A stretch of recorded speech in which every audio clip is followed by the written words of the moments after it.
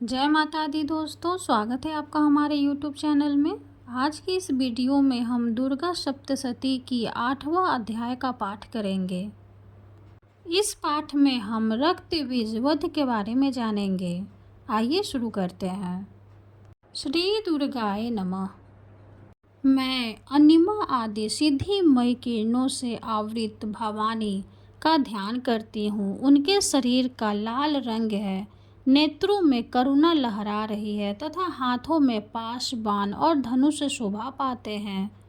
ऋषि कहते हैं, चंड और मुंड नामक दैत्यों के मारे जाने तथा बहुत सी सेना का संहार हो जाने पर दैत्यों के राजा प्रतापी शुंभ के मन में बड़ा क्रोध हुआ और उसने दैत्यों की संपूर्ण सेना को युद्ध के लिए कूच करने की आज्ञा दी।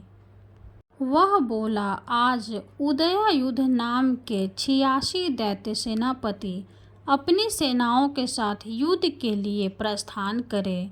कंबु नाम वाले दैत्यों के 84 सेना नायक अपनी वाहिनी से घिरे हुए यात्रा करें। 50 कोटि वीर्य कुल के और 100 धौम्र कुल के असुर सेनापति मेरी आज्ञा से सेना सहित कूच करें। कालक, दौहर्द, मौर्य और काल के असुर भी युद्ध के लिए तैयार हो मेरी आज्ञा से तुरंत प्रस्थान करे। भयानक शासन करने वाला असुर राज शुंभ इस प्रकार अज्ञादेश शत्रु बड़ी बड़ी सेनाओं के साथ युद्ध के लिए प्रस्थित हुआ। उसकी अत्यंत भयंकर सेना आती देख चंडिका ने अपने धनुष की टंकार से पृथ्वी और आकाश के का भाग गुंजा दिया। राजन, तदंतर देवी के सिंह ने भी बड़े जोर जोर से दहाड़ना आरंभ किया। फिर अंबिका ने घंटे के शब्द से उस ध्वनि को और भी बढ़ा दिया। धनुष की टंकार, सिंह की दहाड़ और घंटे की ध्वनि से संपूर्ण दिशाएं गूंज उठी। उस समय शब्द से काली ने अपने विकराल मुख को और भी बढ़ा लिया तथा इस प्रकार से विजयिनी हुई। उस तुमुंद नाद को सुनकर दैत्यों की सेनाओं ने चारों ओर से आकर चंडिका देवी, सिंह तथा काली देवी को क्रोधपूर्वक घेर लिया। राजन, इसी बीच में असुरों के विनाश तथा देवताओं के अभयुद्ध के लिए ब्रह्मा, शिव, कार्तिकेय, विष्णु तथा इंद्र आदि देवों की शक्तियाँ जो अत्यंत पराक्रम और बल से संपन्न थी, उनके शरीरों से निकलकर उन्हीं के रूप में चंडिका देवी के पास गई। जिस देवता का जैसा रूप, जैसी वेशभूषा और जैसा वाहन है, ठीक वैसे ही साधनों से संपन्न हो उसकी शक्ति असुरों से युद्ध करने के लिए आई। सबसे पहले हंस युक्त विमान पर बैठी हुई अच्युत और कमंडलू से सुशोभित ब्रह्मा जी की शक्ति उपस्थित हुई, जिससे ब्राह्मणी कहते हैं। महादेव जी की शक्ति वृषभ पर गारूढ़ हो, हाथों में श्रेष्ठ त्रिशूल धारण किए, महानाग का कनंग पहने, मस्तक में चंद्र रेखा से विभूषित हो वहां आ पहुंची। कार्तिकेय जी की शक्ति रूपा जगदम्बिका उन्हीं का रूप धारण किए श्रेष्ठ मयूर पर आरूढ़ हो हाथ में शक्ति लिए दैत्यों से युद्ध करने के लिए आई। इसी प्रकार भगवान विष्णु की शक्ति गरुड़ पर विराजमान हो शंख, चक्र, गदा, शंख, धनुष तथा खड्ग हाथ में लिए वहां आई। अनुपम यज्ञ वाराह का रूप धारण करने वाले श्री हरि की जो शक्ति है, वह भी वराह शरीर धारण करके वहां उपस्थित हुई। नारसिंह शक्ति भी निसिंह के समान शरीर धारण करके वहां आए। उसी गर्दन के बालों को झटकने से आकाश के तारे बिखर पड़ते थे। इसी प्रकार इंद्र की शक्ति वज्र हाथ में लिए गजराज ऐरावत पर बैठ कर आई। उसके भी सहस्त्र नेत्र थे। इंद्र का जैसा रूप है वैसा ही उसका भी था। तदंतर उन देव शक्तियों से घिरे हुए महादेव जी ने चंडिका से कहा, मेरी प्रसन्नता के लिए तुम शीघ्र ही उन असुरों का संहार करो।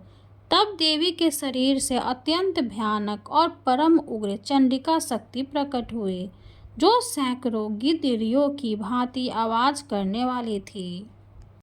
उस अपराजिता देवी ने धूमिल जटा वाले महादेव जी से कहा, भगवान, आप शुंभ निशुंभ के पास दूत बनकर जाइए और उन अत्यंत गर्वीले दानव शुंभ एवं निशुंभ दोनों से कहिए, साथ ही उनके अतिरिक्त भी जो दानव युद्ध के लिए वहां उपस्थित हो उनको भी यह संदेश दीजिए, दैत्यों, यदि तुम जीवित रहना चाहते हो तो पाताल को लौट जाओ, इंद्र को त्रिलोकी का राज्य मिल जाए और देवता यज्ञ भाग का उपभोग करे। यदि बल के घमंड में आकर तुम युद्ध की अभिलाषा रखते हो तो आओ, मेरी शिवाएं योगिनियां तुम्हारे कच्चे मांस में तृप्त हो। चूंकि उस देवी ने भगवान शिव को दूत के कार्य में नियुक्त किया था, इसलिए वह शिवदूती के नाम से संसार में विख्यात हुई। वे महादैत्य भी भगवान शिव के मुख से देवी के वचन सुनकर क्रोध में भर गए और जहाँ कात्यायनी विराजमान थी उस ओर बढ़े। तदंतर वे दैत्य अमरस में भरकर पहले ही देवी के ऊपर बाण, शक्ति और रिष्टि आदि अस्त्रों की वृष्टि करने लगे।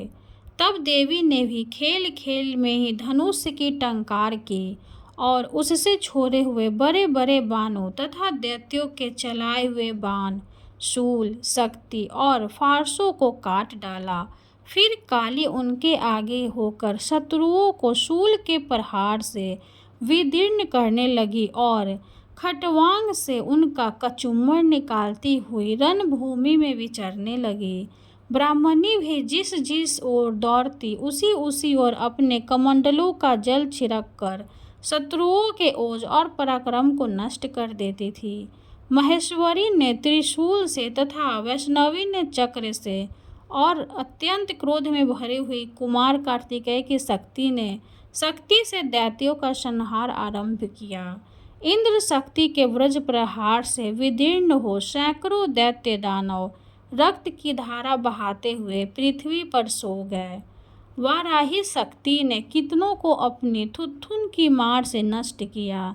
दाढ़ों के अग्रभाग से कितनों की छाती छेद डाली तथा कितने ही दैत्य उसके चक्र की चोट से विदीर्ण होकर गिर पड़े।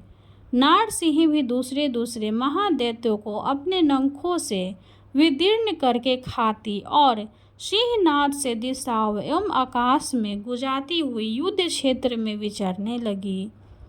कितने ही असुर शिवदूती के प्रचंड अट्टहास से अत्यंत भयभीत हो पृथ्वी पर गिर पड़े और गिरने पर उन्हें शिवदूती ने उस समय अपना ग्रास बना लिया। इस प्रकार क्रोध में भरे हुए मारुति गणों को नाना प्रकार के उपायों से बड़े बड़े असुरों का गर्दन कटते देख दैत्य सैनिक भाग खड़े हुए। मारुति गणों ने पीड़ित दैत्यों को युद्ध से भागते देख रक्त बीज नामक महादैत्य क्रोध में भरकर युद्ध करने के लिए आया। उसके शरीर से जब रक्त की बूंद पृथ्वी पर गिरती तब उसी के समान शक्ति रूपी एक दूसरा महादैत्य पृथ्वी पर पैदा हो जाता। महासुर रक्त बीज हाथ में गदा लेकर इंद्र शक्ति के साथ युद्ध करने लगा।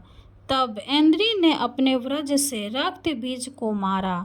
वज्र से घायल होने पर उसके शरीर से बहुत सारा रक्त चूने लगा और उससे उसी के समान रूप तथा पराक्रम वाले योद्धा उत्पन्न होने लगे। उसके शरीर से रक्त की जितनी बूंदें गिरती उतने ही पुरुष उत्पन्न हो गए। वे सब रक्त बीज के समान ही वीर्यवान, बलवान तथा पराक्रमी थे।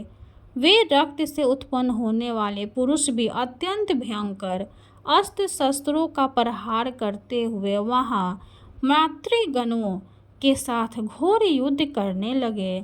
पुनः वज्र के प्रहार से जब उसका मस्तक घायल हुआ तब रक्त बहने लगा और उससे हजारों पुरुष उत्पन्न हो गए।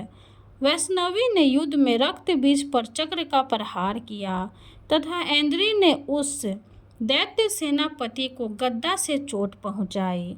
वैष्णवी के चक्र से घायल होने पर उसके शरीर से जो रक्त बहा और उससे जो उसी के बराबर आकार वाले सशस्त्रों महादैत्य प्रकट हुए, उनके द्वारा संपूर्ण जगत व्याप्त हो गया। कौमारी ने शक्ति से, वराही ने खड्ग से और महेश्वरी ने त्रिशूल से महादैत्य रक्तबीज को घायल किया। क्रोध में भरे हुए उस महादैत्य शक्ति और शूल आदि से अनेक बार घायल होने पर जो उसके शरीर से रक्त की धारा पृथ्वी पर गिरी, उससे भी निश्चय ही सैकड़ों असुर उत्पन्न हुए। इस प्रकार उस महादैत्य के रक्त से प्रकट हुए असुरों द्वारा संपूर्ण जगत व्याप्त हो गया। इससे उन देवताओं को बड़ा भय हुआ। देवताओं को उदास देख चंडिका ने काली से शीघ्रतापूर्वक कहा, चामुंडे, तुम अपना मुख और भी फैलाओ तथा मेरे सहस्त्रपात से गिरने वाले रक्त बिंदुओं और उनसे उत्पन्न होने वाले महादैत्यों को तुम अपने इस उतावले मुख से खा जाओ। इस प्रकार रक्त से उत्पन्न होने वाले महादैत्यों का भक्षण करती हुई तुम रण में विचरती रहो।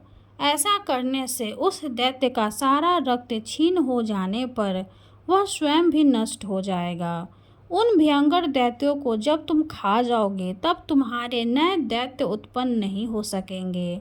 काली ने यूं कहकर चंडिका देवी ने शूल के रक्त बीज को मारा और काली ने अपने मुख में उसका उक्त ले लिया। तब उसने वहां चंडिका पर गदा से प्रहार किया, किंतु उस गद्दापात ने देवी को तनिक भी वेदना नहीं पहुंचाई। रक्त बीज के घायल शरीर से बहुत सारा रक्त गिरा, किंतु ज्यों ही वह गिरा त्यों ही चामुंडा ने उसे अपने मुख ले लिया। रक्त गिरने से काली के मुख में जो महादैत्य उत्पन्न हुए, उन्हें भी वह चट कर गई और उसने रक्त बीज का रक्त भी पी लिया।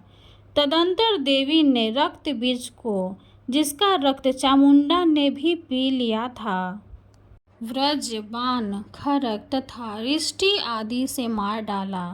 राजन, इस प्रकार शास्त्रों के समुदाय से आहत एवं रक्तहीन हुआ महादैत्य रक्त बीज पृथ्वी पर गिर पड़ा। नरेश्वर, इससे देवताओं को अनुपम हर्ष की प्राप्ति हुई और मार्तिगण उन असुरों के रक्तपान के मद से उदंत सा होकर नृत्य करने लगी। इस प्रकार श्री मार्कंडेय पुराण में सार्वनिक मनवंतर की कथा के अंतर्गत देवी महात्म्य में रक्तबीज वध नामक 8वां अध्याय पूरा हुआ। बोलो जय माता दी।